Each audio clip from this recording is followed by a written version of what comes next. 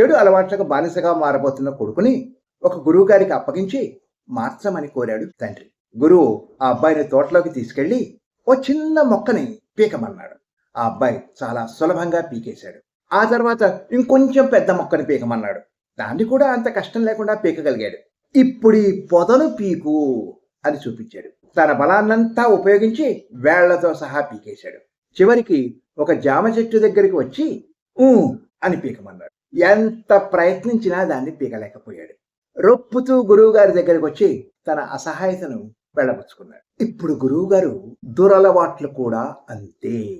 అవి అలవాటవుతున్న కొద్దీ కొత్తల్లో వదిలించుకోవడం సులభం. రోజు రోజుకి వ్యసనంగా మారతాయి. వాటికి బానిసలైపోతారు. అర్థం చేసుకున్న అబ్బాయి వాటిని వదిలించుకొని సుఖంగా జీవితం గడపగలిగాడు.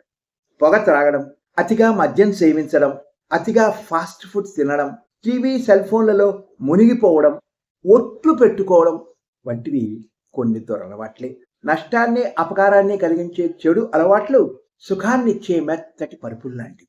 ఎక్కి పడుకోవడం సులభం, దిగడం కష్టం. దిగాలని కూడా అనిపించదు. అదొక సుఖమైన స్థితి. కొత్త అలవాట్లు కొత్త చెప్పుల వంటివి. మొదట్లో కరిచి ఇబ్బంది పెట్టినా తర్వాత సౌకర్యవంతంగా మారిపోతాయి. Good luck.